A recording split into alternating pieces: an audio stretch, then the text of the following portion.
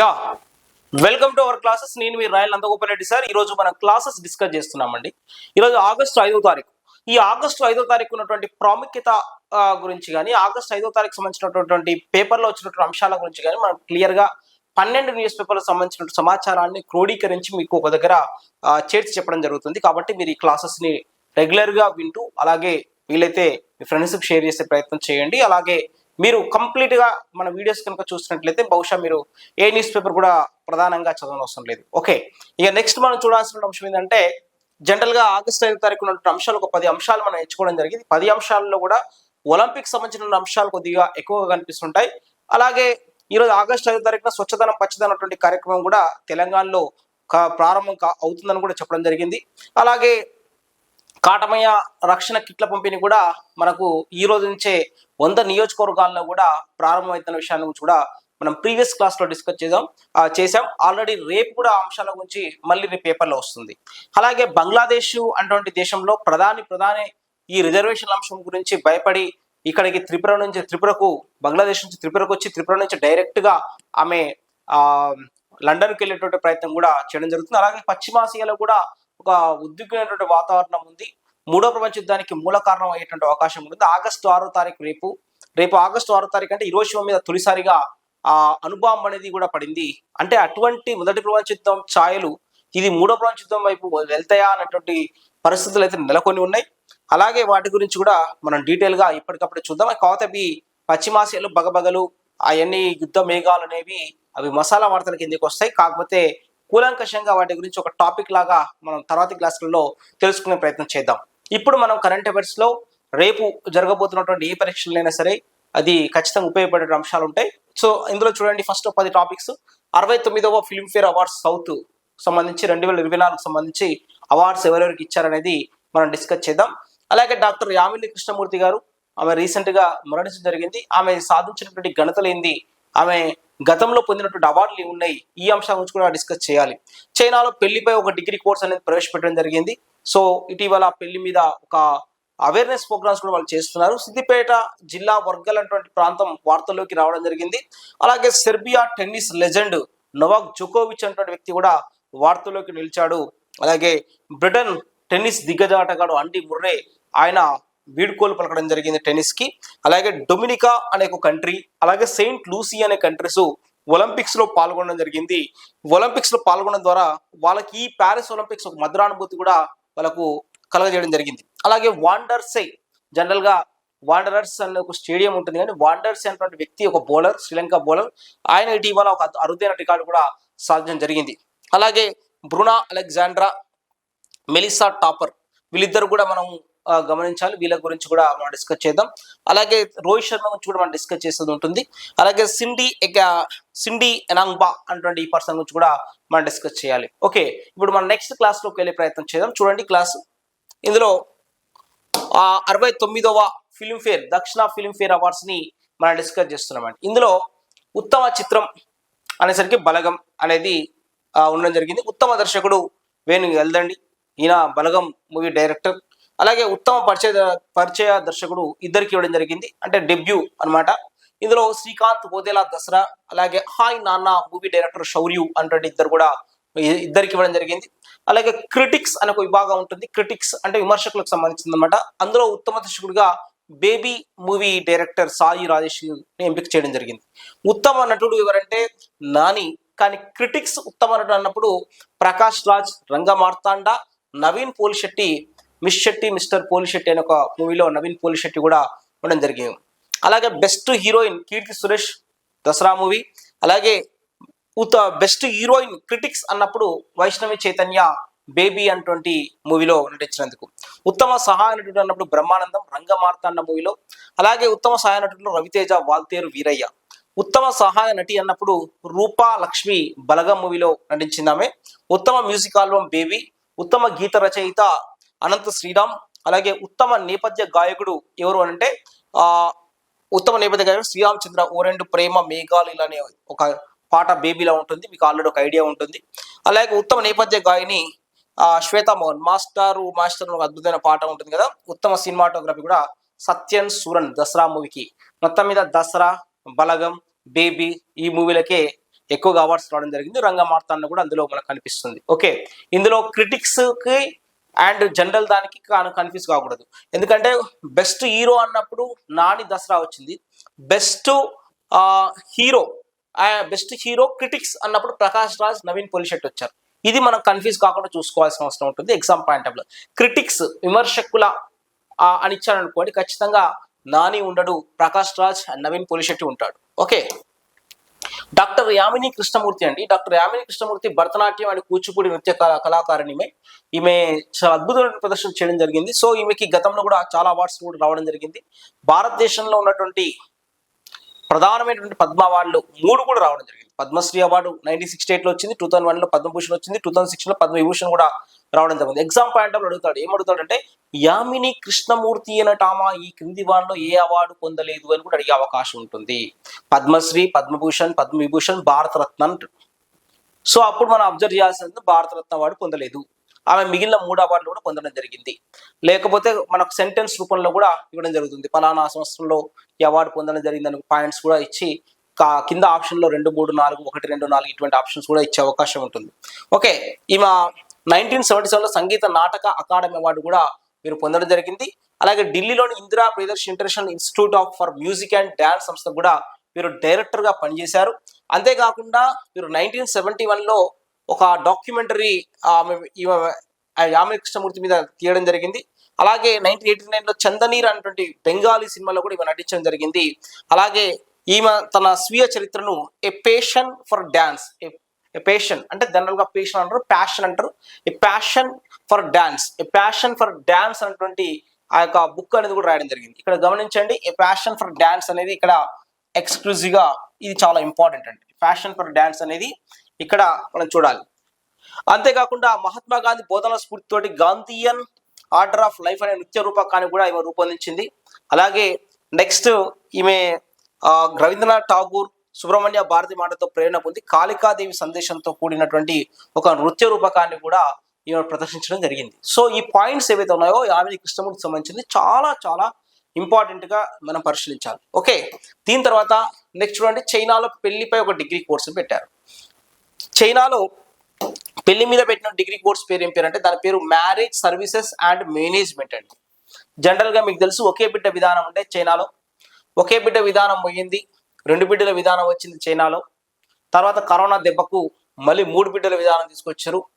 Okay అండి, ఇప్పుడు ఆ 3 బిడ్డల విధానాన్ని కూడా తొలగించి ఎన్ని బిడ్డలైనా కనండి అని కూడా చెప్పడం జరిగింది. ఎందుకంటే ఈరోజు చైనా అన్ని రంగాల్లో ముందుకెళ్తుంది అనుకుంటున్నాం, కానీ చైనా భారతదేశాన్ని జనాభాలో మించలేకపోతుంది. ఎందుకంటే భారత్ ఇప్పుడు నెంబర్ 1 స్థానంలోకి రావడం జరిగింది. సో ఇక్కడ జనాభా పెరగడం వల్ల ఏమవుతుందంటే ఈ జనాభా పెరుగుదల అనేది చాలా సమస్యలు వస్తాయని అనుకుంటున్నాం, కానీ జనాభా పెరగకపోవడం వల్ల వృద్ధులు పెరిగే అవకాశం ఉంది. జనాభా పెరగకపోవడం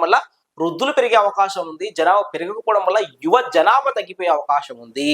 అంటే శ్రామిక శక్తి తగ్గిపోయే అవకాశం ఉంది. శ్రామిక శక్తి తగ్గిపోతే ఆటోమేటిక్ గా ఆర్థికంగా మందగమనం అనేది ప్రారంభమవుతుంది. ఆర్థికంగా మందగమనం ప్రారంభమవుతుందంటే ఆటోమేటిక్ గా అక్కడ నిరుద్యోగం ప్రారంభమవుతుంది. ఆటోమేటిక్ గా పేదరికం ప్రారంభమవుతుందంటే ఆటోమేటిక్ గా మళ్ళీ వాళ్ళు అప్పులలోకి వెళ్లాల్సినటువంటి పరిస్థితి ఉంటుంది.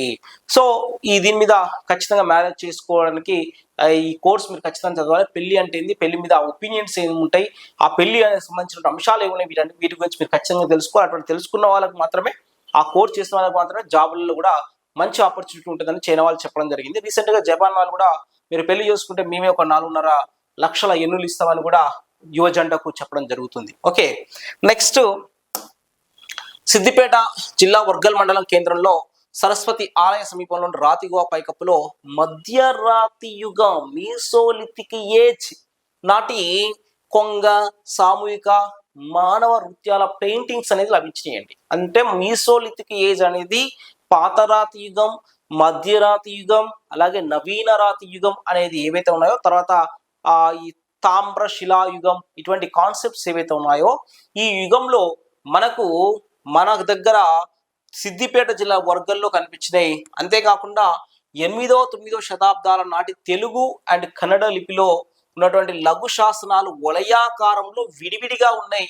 అందులో వరగంధి, స్వస్తి శ్రీ, మల్లా, కల్గిని అటువంటి పేర్లు ఉన్న పేర్కొన్న శాసన భాగాలు కూడా గుర్తించారని మనకు కొత్త తెలంగాణ చరిత్ర బృందం సభ్యులు అరగోపాల్ గారు, వేముగంటి మురళీకృష్ణ గారు కూడా తెలపడం జరిగింది. వరగంటి అంటేనే తెలుగులో వరగల్లు అని కూడా పేరు అండి, వరగల్లు అని కూడా పేరు అని కూడా మనం చెప్పుకోవచ్చు. ఒకటి వర్గల్ అనేది చూడండి బాగా. సెర్బియా టెన్నిస్ లెజెండ్ నోవాక్ జోకోవిచ్ వార్తలోకి వచ్చాడంటే, అంటే రీసెంట్ గా 2024లో వింబుల్డన్ లో ఆయన రన్నర్ గా నిలిచాడు. అల్కరాజ్, స్పెయిన్ స్టార్ అల్కరాజ్ మీద ఓడిపోవడం జరిగింది. బట్ అదే స్పెయిన్ స్టార్ అల్కరాజ్ మీద, అదే స్పెయిన్ స్టార్ నెంబర్ 1 ఆటగాడిగా ఉన్నటువంటి అల్కరాజ్ మీద ఈ జోకోవిచ్ అటువంటి పర్సన్ మళ్ళీ ప్యారిస్ ఒలింపిక్స్ లో, అంటే ప్యారిస్ ఒలింపిక్స్ లో ఇతను మనకు రావడం జరిగింది. సో ఇక్కడ ప్రధానంగా చూడండి, ప్యారిస్ ఒలింపిక్స్ లో ఇతను మనోడు ఓవరాల్ గా గెలిచడం జరిగింది. ప్యారిస్ ఒలింపిక్స్ లో ఇక్కడ క్లే గ్రౌండ్ టైటిల్ అనమాట. ఇందులో గెలవడం వల్ల ఏం జరిగిందంటే మనోడు 37 ఏళ్ళ 37 ఇయర్స్ లో గెలవడం జరిగింది. గెలిచిన విషయం కూడా మనం చెప్పుకోవచ్చు. అంటే 37 ఇయర్స్ లో ఎవరు కూడా ఒలింపిక్స్ లో గోల్డ్ మెడల్ గెలవలేదు. ఓకే అండి. తర్వాత ఇంకొక పాయింట్ కూడా మనకి అబ్జర్వ్ చేయాలి. చూడండి, ఇక్కడ ఆస్ట్రేలియా ఓపెన్ ఉంటుంది, అలాగే ఫ్రెంచ్ ఓపెన్ ఉంటుంది, అలాగే వింబుల్డన్ ఉంటుంది, యుఎస్ ఓపెన్ ఉంటుంది. ఈ నాలుగిటిని ఎవరు ఈ నాలుగిటిని గెలిస్తే ఏమంటారంటే దాన్నే కెరీర్ స్లామ్ అంటారు. అంటే ఖచ్చితంగా ఈ 4 గ్రాండ్ స్లామ్లని ఒక ప్లేయర్ అటువంటి వ్యక్తి తన జీవిత కాలంలో ఎప్పుడైనా ఒకసారి గెలిస్తే దాన్ని ఏమంటారంటే కెరీర్ స్లామ్ గా పేర్కొంటారు. కెరియర్ స్లామ్ గా పేర్కొంటారు. అయితే ఈ నాలుగిటితో పాటుగా 4 సంవత్సరాలకు వచ్చేటటువంటి ఒలింపిక్స్ లో గోల్డ్ కనుక గెలిస్తే అతన్ని ఏమంటారంటే కెరీర్ గోల్డెన్ స్లామ్ అని కూడా పేర్కొనడం జరిగింది. కెరీర్ గోల్డెన్ స్లామ్ అని కూడా పేర్కొంటారు. ఇలా కెరీర్ గోల్డెన్ స్లామ్ అనేది మన జోకోవిచ్ అటువంటి వ్యక్తి పూర్తి చేయడం జరిగింది. గతంలో రఫెల్ నాదల్ లాంటి వ్యక్తులు కూడా, ఈ స్పెయిన్ స్టార్ రఫెల్ నాదల్ లాంటి వ్యక్తులు కూడా ఈ యొక్క రికార్డ్ అనేది చేయడం జరిగింది. సో ఇక్కడ అబ్జర్వ్ చేయాల్సిన విషయం ఏంటంటే కెరీర్ గోల్డెన్ స్లామ్ కి, మీకు గోల్డెన్ కెరీర్ స్లామ్ కి అర్థమైపోయింది. క్యాలెండర్ స్లామ్ కూడా ఉంటుంది. క్యాలెండర్ స్లామ్ అంటే ఏంటంటే, క్యాలెండర్ స్లామ్ అనగా ఇక్కడ మేజర్ గా అబ్జర్వ్ చేయాల్సిన పాయింట్, ఈ ఆస్ట్రేలియా ఓపెన్ కానీ, ఫ్రెంచ్ ఓపెన్ కానీ, వింబుల్డన్ కానీ, యుఎస్ ఓపెన్ కానీ, ఈ నాలుగిటిని ఒకటే క్యాలెండర్ లో గెలిస్తే అప్పుడు దాన్ని క్యాలెండర్ స్లామ్ గా పేర్కొంటారు. ఈ నాలుగిటిని తన జీవిత కాలంలో గెలిస్తే కెరియర్ స్లామ్ అని పేర్కొంటారు. ఈ నాలుగిటితో పాటుగా ఒలింపిక్స్ లో గోల్డ్ గెలిస్తే కెరీర్ గోల్డెన్ స్లామ్ గా పేర్కొనడం జరుగుతుంది. ఈ కెరీర్ గోల్డెన్ స్లామ్ అని కూడా మనోడు పూర్తి చేయడం జరిగింది. ఓకే, దీని తర్వాత నెక్స్ట్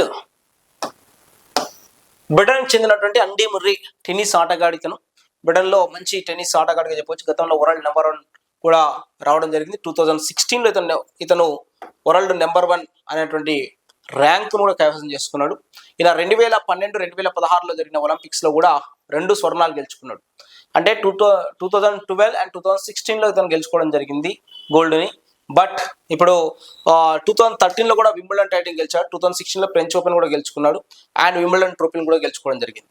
అయితే ఇతను బ్రిటన్ చెందినటువంటి దిగ్గజ క్రికెట్ ఈ బ్రిటన్ చెందినటువంటి ఈ యొక్క టేబుల్ టెన్నిస్ ఈ బ్రిటన్ చెందినటువంటి టెన్నిస్ ఆటగాడు ఏం చేశాడు అంటే, ఓవరాల్ గా నేను రిటైర్మెంట్ ఈ బ్రిటన్ చెందినటువంటి టెన్నిస్ ఆటగాడు ఏం చేశాడు అంటే ఓవరాల్ గా నేను రిటైర్మెంట్ ప్రకటిస్తున్నానని చెప్పడం జరిగింది. సో అండీ ముర్రే అనేటువంటి వ్యక్తి రిటైర్మెంట్ ప్రకటించడం జరిగింది. ఓకే, అండీ ముర్రే ఏ స్పోర్ట్ అన్నప్పుడు ఆ స్పోర్ట్ వచ్చేసి మనకు టెన్నిస్ అండి. డొమినికా అనే దేశం అండి. ఈ డొమినికా దేశం అనేది వార్తల్లోకి రావడం జరిగింది. డొమినికా అంటే ఇది ఒక కరీబియన్ దేశం. సెయింట్ లూసియా కూడా కరీబియన్ దేశం. ఈ డొమినికా దేశం ఇప్పటివరకు 7 సార్లు ఒలింపిక్స్ లో పాల్గొన్నప్పటికీ కూడా ఒక పథకం రాలేదు. బట్ 8వ సారి ప్యారిస్ ఒలింపిక్స్ లో పాల్గొనడం జరుగుతుంది. ప్యారిస్ ఒలింపిక్స్ లో పాల్గొన్న తర్వాత ఇక్కడ ఏం జరిగిందంటే, డొమినికా దేశానికి చెందినటువంటి థియా లాఫాన్ అనే పర్సన్ మహిళల ట్రిపుల్ జంప్ లో ఫైనల్లో ఈమె స్వర్ణం సాధించడం జరిగింది. ఆమె స్వర్ణం సాధించడంతో ఆ దేశానికి అదే తొలి స్వర్ణం అని చెప్పవచ్చు. అనే కాకుండా ఆ దేశానికి తొలి పథకం కూడా అదే అని చెప్పవచ్చు. ఓకే అండి. అలా డొమినికా, థియా లాఫాన్ ఈ 2 పేర్లను ఖచ్చితంగా అబ్జర్వ్ చేసి మనం మెమరైజ్ చేయాలి. నెక్స్ట్ అలాగే డొమినికా లాంటి కంట్రీనే సెయింట్ లూసియా అనే కంట్రీ. ఈ సెయింట్ లూసియా అనే కంట్రీ కూడా తొలి పథకం అనేది రావడం జరిగింది. ఇందులో ప్యారిస్ ఒలింపిక్స్ లో ఆ దేశ రన్నర్ జూలియన్ అల్ఫ్రెడ్ అనేటువంటి పర్సన్ 100 మీటర్స్ పరుగు పందెంలో మనకు ఒలింపిక్స్ చరిత్రలో ఆమె ఫస్ట్ టైం పథకం సాధించడం జరిగింది. ఇది కూడా సెయింట్ లూసియాకు తొలి పథకం అని కూడా మనం పేర్కొనాలి. అలాగే ప్యారిస్ ఒలింపిక్స్ లో 100 మీటర్స్ పురుషుల దాంట్లో అమెరికా అథ్లెట్ నోవా లైల్స్ అనేటువంటి పర్సన్ విజేతగా నిలవడం జరిగింది. ఇప్పటివరకు మనం హుసేన్ బోల్ట్ అనే పేరు వినేటోళ్ళం. హుసేన్ బోల్ట్ అనే పేరు కాకుండా ఇప్పుడు ఏంటంటే 9.79 ఈ సెకండ్లలో నోవాల్ నైల్స్ అనేటువంటి వ్యక్తి 100 మీటర్స్ పరుగు పందెంలో ఇతను విజయం సాధించాడు. అది కూడా జస్ట్ ఒక మిల్లీ సెకండ్లలో సాధించడం జరిగింది. సో మిల్లీ సెకండ్ చూడండి, 9.79789 ఇతను రజతం సాధిస్తే 9.79784 మిల్లీ సెకండ్లో జస్ట్ మిల్లీ సెకండ్ చాలా తక్కువ, జస్ట్ 784 అంటే జస్ట్ 0.005 మిల్లీ సెకండ్లో అతను సాధించడం జరిగింది. ఇది కూడా మనం అబ్జర్వ్ చేయాలి. నెక్స్ట్ రోహిత్ శర్మ గారు. ఈ రోహిత్ శర్మ అనే వ్యక్తి ఎందుకు వార్తల్లోకి నిలిచాడంటే ఈయన ఓపెనర్గా 154 ప్లస్ స్కోర్లు చేయడం జరిగింది. 154 ప్లస్ అంటే 50s అంటే హాఫ్ సెంచరీస్ చేయడం జరిగింది. ఇలా చేసినటువంటి తొలి భారత ఓపెనర్ గా కూడా మనోడు రికార్డు సృష్టించడం జరిగింది. ఈ దశలో సచిన్ టెండూల్కర్ రికార్డు కూడా మనోడు అధిగమించాడు. అలాగే ఓపెనర్ గా 43 సెంచరీలు, అలాగే 78 హాఫ్ సెంచరీలు కూడా రోహిత్ శర్మ సాధించాడు. ఓవరాల్ గా అన్నప్పుడు 154 అండి. ఓవరాల్ గా అన్నప్పుడు 154 అన్నప్పుడు మనకు టెస్ట్ కానీ, వన్డే కానీ, ఇంటర్ T20 కానీ ఇవన్నీ కూడా రావడం జరుగుతుంది. అలాగే వన్డే ఫార్మాట్ లో అత్యధిక పరుగులు చేసినటువంటి భారత క్రికెట్ జాబితాలో ఉన్నటువంటి రాహుల్ ద్రావిడ్ ని కూడా అధిగమించి 4వ స్థానంలోకి ప్రజెంట్ రోహిత్ శర్మ గారు రావడం జరిగింది. ఇతని కంటే ముందున్న వ్యక్తులు సచిన్ టెండూల్కర్, విరాట్ కోహ్లీ అండ్ సౌరవ్ గంగూలీ వీళ్ళు మాత్రమే ఉన్నారు. మరి ఇప్పుడు భారతదేశం తరఫున వన్డే ఫార్మాట్ లో అత్యధిక పరుగులు చేసిన జాబితాలో రోహిత్ శర్మ 4వ స్థానంలో కూడా నిలవడం జరిగింది. అలాగే నిన్న జరిగినటువంటి భారత్ వర్సెస్ శ్రీలంక మ్యాచ్ లో కూడా అబ్జర్వ్ చేస్తే ఇందులో లంక స్పిన్నర్ అనేటువంటి పర్సన్ వాండర్స్ అనేటువంటి వ్యక్తి 6 వికెట్లు తీయడం జరిగింది. తద్వారా గతంలో మురళీధరన్ అండ్ మెండిస్ సాధించినటువంటి ఆ రికార్డుల తర్వాత ఇతను 3వ స్థానంలో నిలవడం జరిగింది. ఎందుకంటే భారత్ పై అత్యధిక వికెట్లు తీసినటువంటి వన్డేలలో ఒకటే మ్యాచ్ లో అత్యధిక వికెట్లు తీసిన వాళ్ళలో మురళీధరన్ ఉన్నాడు, అజంతా మెండిస్ ఉన్నాడు, తర్వాత వాండర్స్ అనేటువంటి వ్యక్తికి అవకాశం లభించిందండి. ఓకే, అలాగే ఈ ఒలింపిక్స్ లో తొలిసారిగా ఓ శరణార్థి అథ్లెట్ పథకం గెలిచిందండి. శరణార్థి అంటే రెఫ్యూజీస్ అన్నమాట. వీళ్ళు ఏ దేశాన్ని కూడా రిప్రజెంట్ చేయరు. బట్ వీళ్ళు ఏ దేశాన్ని రిప్రజెంట్ చేయనప్పటికీ కూడా వీళ్ళు ఇండివిజువల్ గా ఆడడం జరుగుతుంది. వీళ్ళు లాస్ట్ టైం 2016 నుంచి వీళ్ళు ఆడడం జరుగుతుంది. 2016 నుంచి వీళ్ళు రిప్రజెంట్ చేస్తున్నా కూడా ఎవరు కూడా ఒక పథకం కూడా గెలవలేదు. అలా 2024లో మాత్రము పథకం గెలిచినటువంటి పర్సన్ బాక్సర్ సిండి ఎంగాంబా అటువంటి పర్సన్ వీరు గెలవడం జరిగింది అనమాట. వీరు శరణార్థిగా వీళ్ళు ఉండడం జరిగింది. అలాగే ఈ శరణార్థుల శిబిరాన్ని కూడా వీరే ఫ్లాగ్ బేరర్ కూడా వీరే ఉండడం జరిగింది. సిండి ఎంగాంబా అని కామెరూన్ కు చెందినటువంటి పర్సన్ వీరు. ఓకే, లేడీ అన్నమాట. అలాగే టేబుల్ టెన్నిస్ క్రీడాకారులు బ్రూనా అలెగ్జాండ్రా, మెలిసా టాపర్ వీళ్ళిద్దరిని కూడా మీరు పరిశీలించాలి. ఎందుకంటే వీళ్ళిద్దరు కూడా ఒలింపిక్స్ లోనే కాదు, పారా ఒలింపిక్స్ లో కూడా వీళ్ళిద్దరు ఆడటం జరుగుతుంది. పారా ఒలింపిక్స్ అంటే దివ్యాంగ ఒలింపిక్స్ కదా, అలాగే పారా ఒలింపిక్స్ లో కూడా వీళ్ళిద్దరు ఆడటం జరుగుతుంది. గతంలో ఇలా ఒలింపిక్స్, పారా ఒలింపిక్స్ లో ఆడిన ఆటగాళ్లలో Oscar Pistorius South Africa candidate, Natalia Patrick అని పోలాండ్ అనేటువంటి కంట్రీకి సంబంధించిన పర్సన్స్ వీళ్ళిద్దరు మాత్రమే ఉన్నారు. అటువంటి ఘనత దక్కించుకున్నటువంటి టేబుల్ టెన్నిస్ క్రీడాకారులు ఎవరున్నారంటే వీళ్ళు బ్రూనా అలెగ్జాండర్ బ్రెజిల్ దేశానికి సంబంధించిన పర్సన్ అండ్ మెలిసా టాపర్ ఆస్ట్రేలియాకి సంబంధించినటువంటి పర్సన్. ఇలా వీళ్ళని మనం అబ్జర్వ్ చేయాల్సినటువంటి పాయింట్స్ అండి. సో ఎగ్జామ్ పాయింట్ లో మనం చెప్పినటువంటి ఇవన్నీ కూడా చాలా ఇంపార్టెంట్. ఇవే కాకుండా ఇంకా రేపు స్వచ్ఛదనం, పచ్చదనం అంటే అంశాల గురించి, అలాగే నెక్స్ట్ రేపు కాటమయ్య రక్షణ మోకుల పంపిణీకి సంబంధించినటువంటి అంశాల గురించి, అలాగే వక్ఫ్ బోర్డు కూడా కేంద్రం వక్ఫ్ బోర్డు చట్టానికి కూడా సవరణ చేయబోతుంది. ఆ అంశం గురించి యూట్యూబర్లు అలాగే సోషల్ మీడియా వెబ్సైట్లలో కూడా ఎవరైతే ప్రభుత్వాలకు వ్యతిరేకంగా మాట్లాడుతున్నారో మరి వాళ్ళందరినీ కూడా డిజిటల్ మీడియాను కంట్రోల్ చేయడం కోసం కూడా కొత్త చట్టం తేబోతున్నారు. సో ఈ అంశాల గురించి కూడా పార్లమెంట్ లో మరి బిల్లులు పాస్ అయ్యే అవకాశం ఉంది. అలాగే రేవంత్ రెడ్డి గారు అమెరికా పర్యటన అంశాల గురించి కూడా మనం సౌత్ కొరియాకి పోలేదు, ప్రజెంట్ అమెరికాలోనే ఉన్నారు. ఈ అంశాల గురించి కూడా మనం డిస్కస్ చేసే ప్రయత్నం చేద్దాం. అలాగే ఏపీలో కూడా చంద్రబాబు నాయుడు గారు కొత్త పథకాలు ప్రారంభించబోతున్నారు. ఆ అంశాల గురించి కూడా మనం డిస్కస్ చేసే ప్రయత్నం చేద్దాం. ఇవన్నీ కూడా తరచూ రేపు వచ్చేటటువంటి న్యూస్ పేపర్లలో వచ్చే వార్తల ఆధారంగా మనం డిస్కస్ చేద్దాం. రేపు పశ్చిమాసియాకు సంబంధించినటువంటి బగబగవలు, అలాగే రేపు మూడో ప్రపంచ యుద్ధం స్టార్ట్ అవుతుందా అన్నటువంటి ఉన్న ఆలోచనలు, ఇజ్రాయెల్ ఇరాన్ మధ్యన ఉన్నటువంటి ఈ అనీయ అత్యానంతరం జరిగినటువంటి పరిణామాలు, ఇవన్నీ కూడా మనం డిస్కస్ చేయాల్సిన అంశాలు కూడా ఉన్నాయి. అవన్నీ కూడా 1 by 1 డిస్కస్ చేసుకుంటూ వెళ్దాం. ఎప్పుడు కూడా మీ విజయాన్ని కోరుతూ నేను మీ నందగోపాల్ రాయల.